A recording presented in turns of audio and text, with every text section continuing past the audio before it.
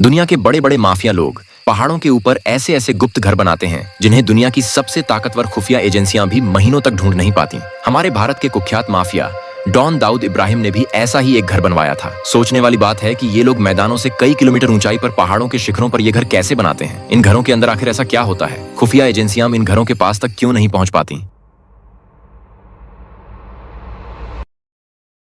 Dolomites का most remote cabin. Dolomites की एकदम दुर्गम पहाड़ी की चोटी पर बना है एक रहस्यमयी केबिन जो जमीन से करीब 2.5 किलोमीटर ऊपर स्थित है। इसे इस तरह से बनाया गया है कि कोई भी हेलीकॉप्टर या ड्रोन इसे आसानी से न देख पाए। बाहर से देखने पर यह बस एक पुराना लकड़ी का झोपड़ा लगता है, लेकिन अंदर घुसते ही समझ आता है कि ये कोई साधारण केबिन नहीं है। अंदर रहने के लिए सारी सुख सुविधाएं मौजूद हैं। आलीशान बिस्तर, आधुनिक फायर ग्लास, गुप्त खाने का भंडार और यहाँ तक कि एक छोटा भूमिगत कमरा भी जहाँ कोई पूरे सर्दियों का समय भी छुप कर रह सकता है। सबसे खतरनाक बात यह है कि इस केबिन के नीचे एक सीक्रेट टनल है जो सीधे पहाड़ के दूसरी तरफ निकलती है। बाहर से इसका कोई सुराग नहीं मिलता। ये केबिन असल में सालों तक दुनिया की नजरों से छिपकर रहने के लिए बनाया गया था। कहा जाता है कि इटली का कुख्यात माफिया बॉस तलबात रेरिना अपने जीवन के अंतिम समय में यहीं आकर छिपा था।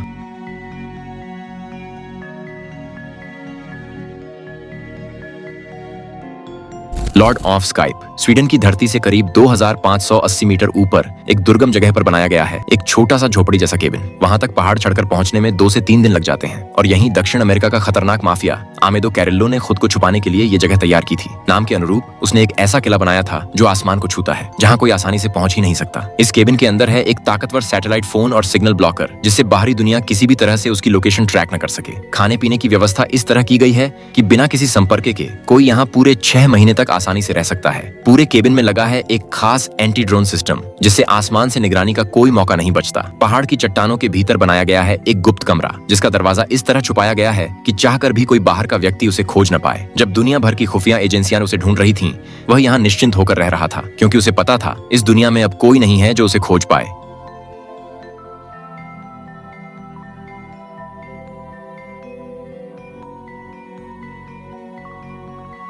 इथियोपिया का chapel in the sky. Ethiopia के बिल्कुल आसमान छूती पहाड़ी चोटी पर बना है एक रहस्यमयी घर जिसका नाम है अबुना यामाता गुफा। यह घर जमीन से करीब 2580 मीटर की ऊंचाई पर स्थित। यहाँ तक पहुँचने के लिए किसी को खड़ी चट्टानों और खतरनाक पहाड़ चढ़ना पड़ता है और कोई रास्ता नहीं। भारत के कुख्यात माफिया लीडर दाऊद इब्राहिम ने इस घर को अपना गुप्त ठिकाना बना लिया था। जब पूरी दुनिया की पुलिस और दुश्मन उसे पागलों की तरह खोज रहे थे, तब वह यहीं बैठकर अपने अगले कदम की योजना बना रहा था। घर के अंदर घुसने पर लगता है मानो आप किसी लग्जरी होटल में आ गए हों, हर सुविधा मौजूद। दाऊद इब्राहिम सालों साल यहाँ रहा बिना किसी का पता लगे। जगह इतनी दुर्गम है कि दुनिया की सबसे बड़ी खुफिया एजेंसियां भी महीनों तक ढूंढकर उसकी लोकेशन नहीं निकाल पाईं। इस गुप्त किले को बनाने में उसने करीब $30 मिलियन खर्च किए थे। आज भले वह यहाँ न रह रहा हो, लेकिन शायद किसी और आसमान पर बने घर में छिपा है।